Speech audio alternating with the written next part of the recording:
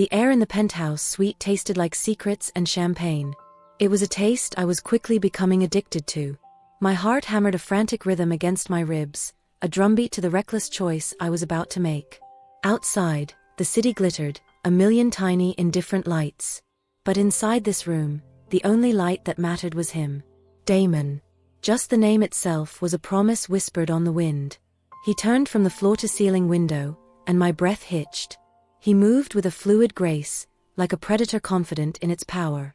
His eyes, dark and intense, met mine across the room, and it felt like a physical touch, a brand searing my skin. I was wearing a dress, midnight blue silk, that clung to me like a second thought. I had chosen it carefully, wanting to feel transformed. Because that's what Damon did to me. He made me feel like someone else, someone bolder, someone who dared. Anya, he said, my name rolling off his tongue like a forbidden pleasure. His voice was low, a velvet rasp that sent shivers dancing down my spine. You came. Was there ever any doubt? Even as the question formed in my mind, I knew the answer. No. There was no doubt. From the moment I saw him across that crowded gallery, I was drawn to him, pulled in by an invisible, irresistible current. He was a storm, and I, a moth to a flickering flame. Did you think I wouldn't? I managed, my voice a breathy whisper, barely audible above the pounding in my ears. He smirked, a slow, knowing curve of his lips that promised both danger and delight. Hope and expectation are two different things, Anya. He moved closer, closing the distance between us with deliberate steps, each one echoing in the sudden silence of the room. Have you ever felt that pull, that magnetic force that draws you to someone, even when you know you shouldn't? Type yes in the comments if you know what I mean. He stopped just inches away, his presence radiating a heat that chased away the cool evening air. His scent, a heady mix of spice and something inherently masculine, enveloped me, intoxicating and disorienting. I felt myself sway, just a little, drawn in by his gravity. You look, he paused, his gaze sweeping over me, lingering on the curve of my neck, the swell of my chest, exquisite. The word was a caress, a physical touch disguised as sound. My pulse leaped, a wild thing trying to break free. I swallowed, my throat suddenly dry, every nerve ending alight, buzzing with anticipation. You're late, I said, the words sounding weak even to my own ears. It was a flimsy attempt to regain some control, to inject a sliver of normalcy into this surreal encounter.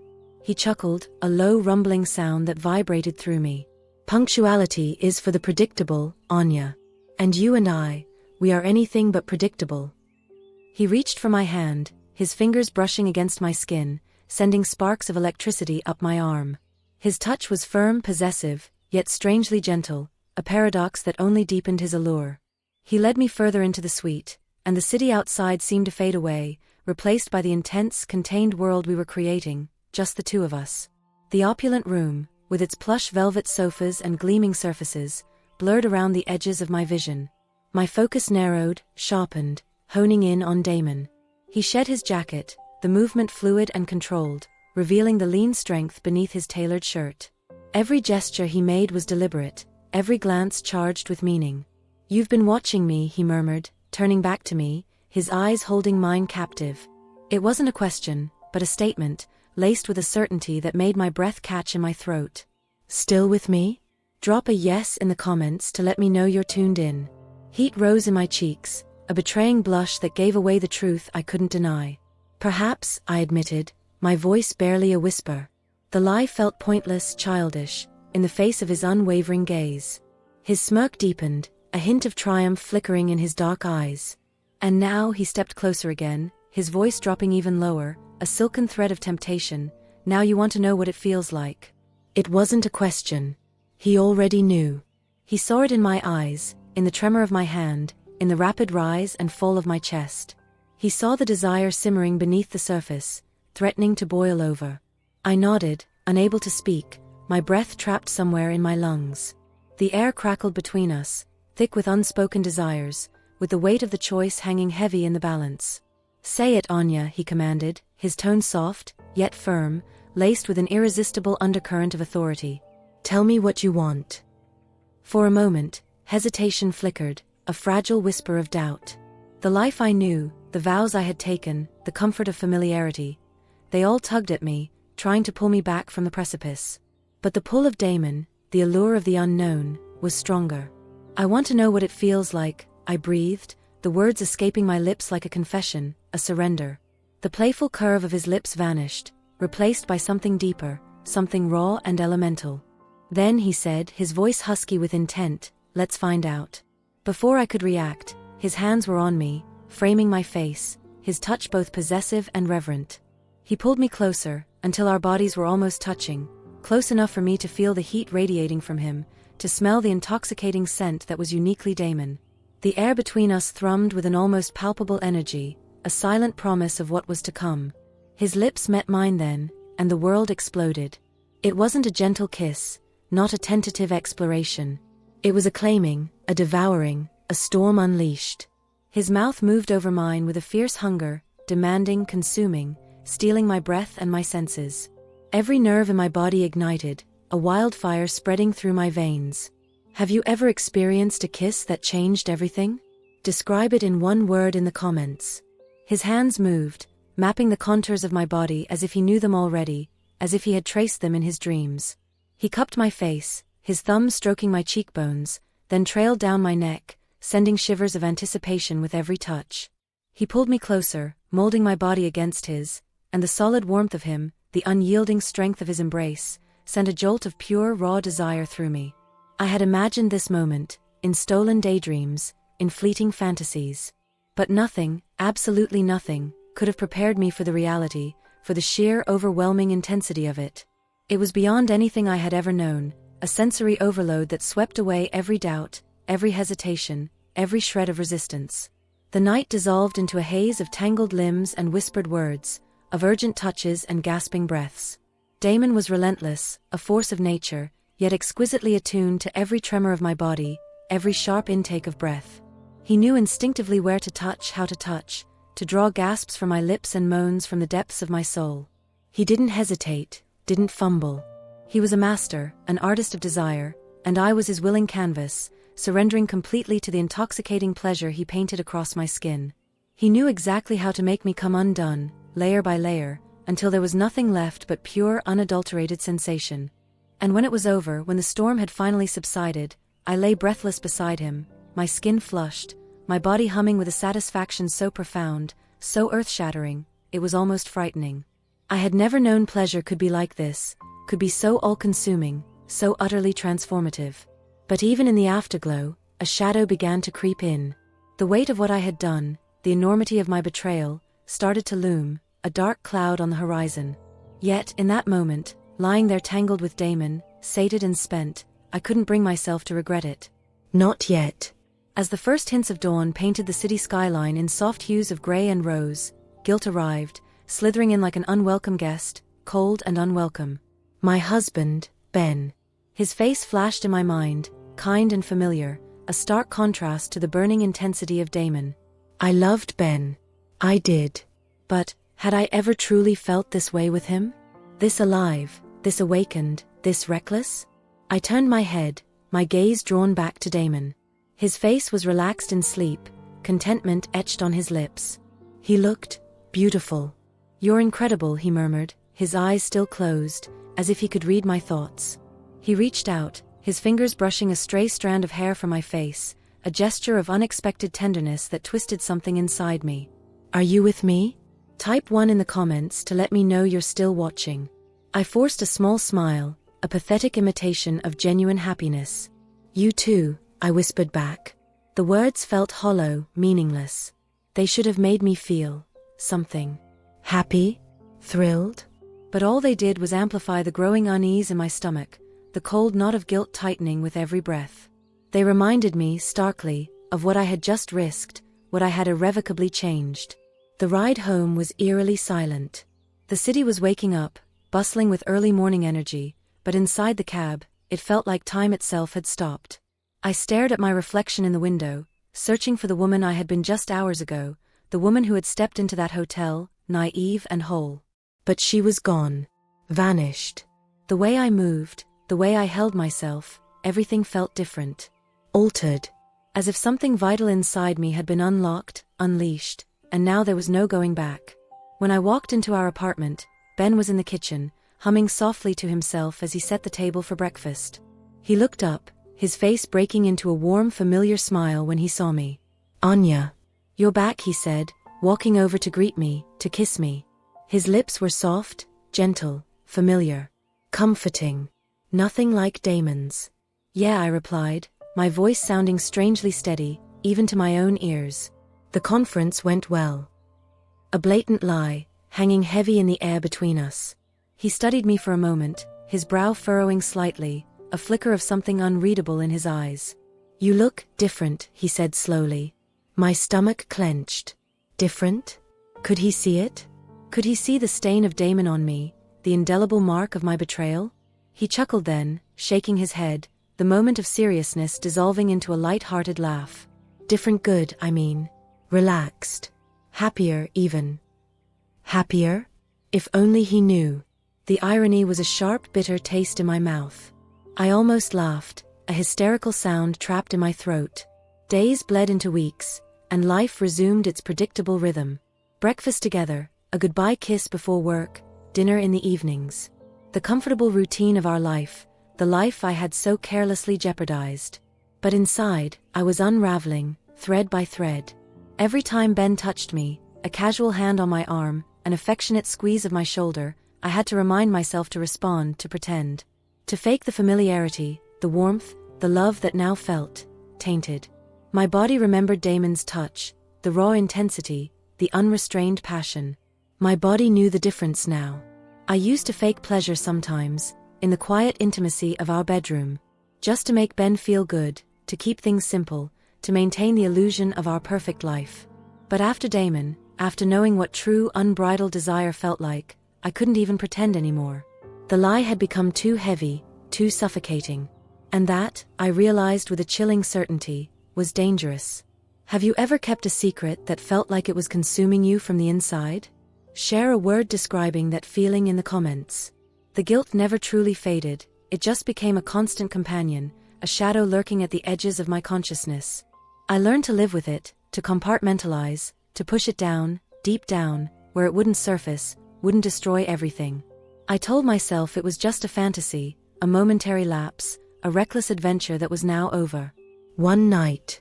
One mistake. I convinced myself I still loved Ben. And in a way, I did. But love and desire. I knew now with a bone-deep certainty that they were two very different things.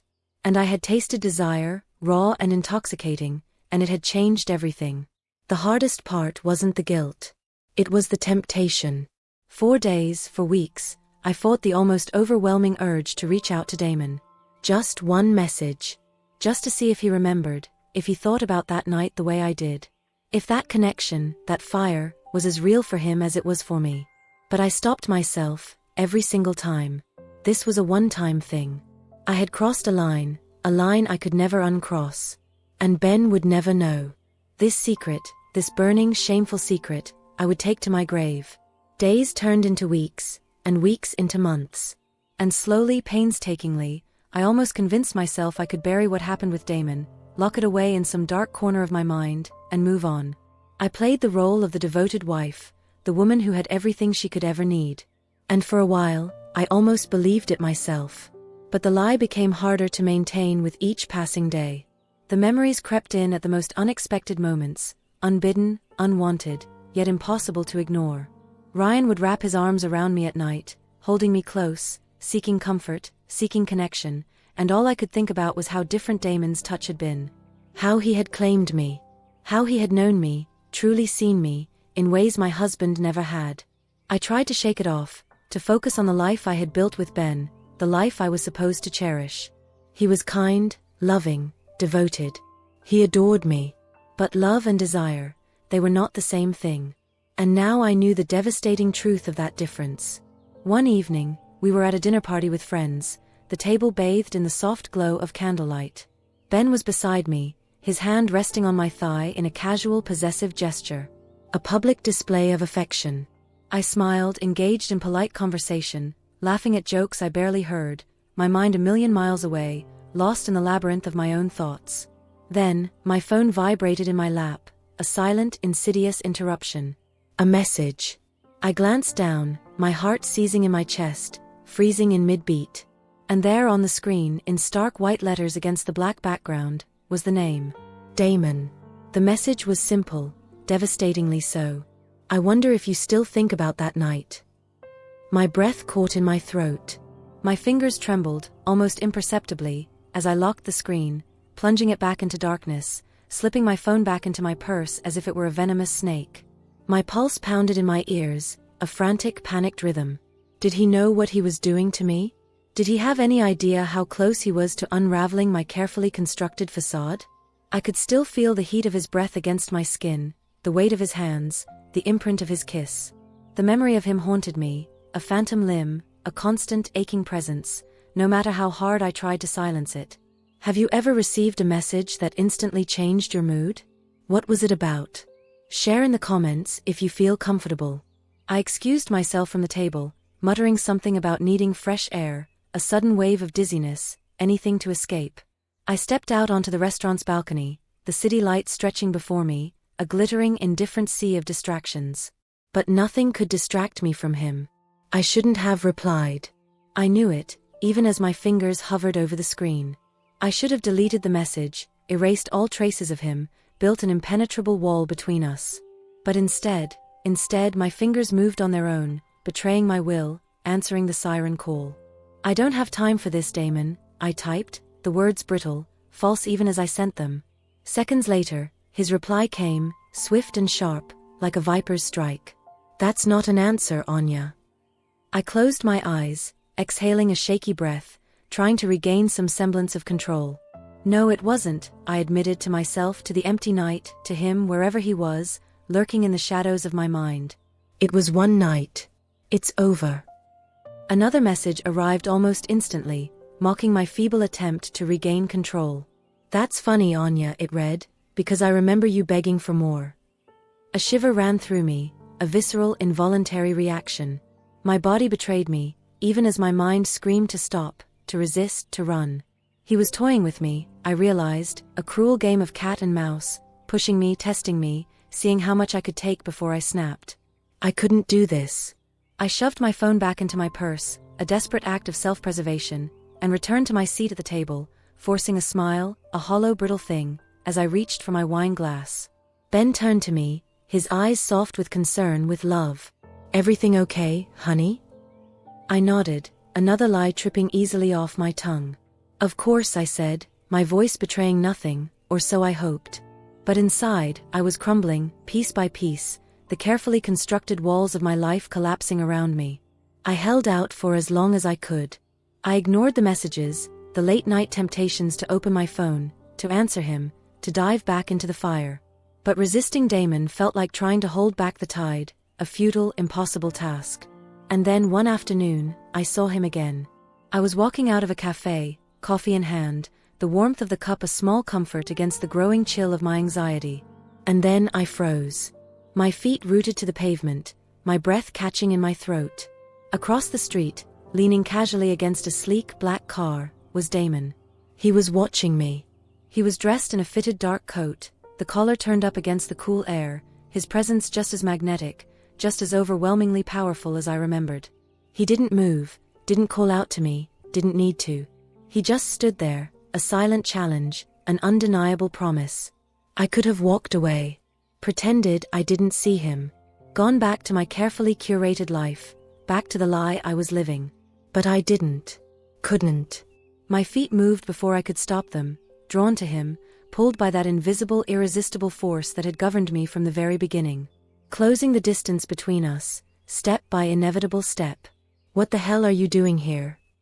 I hissed, my voice low, sharp with a desperate edge of fear and something else. Something dangerously close to longing. His smirk was infuriating, self-assured, utterly, devastatingly Damon. Nice to see you too, Anya. Hearing my name on his lips, that intimate, forbidden sound, did things to me I didn't want to acknowledge, things I was desperately trying to suppress. You're insane, I muttered, glancing around nervously, making sure no one I knew was watching this dangerous, illicit encounter. You can't just show up like this. Why not?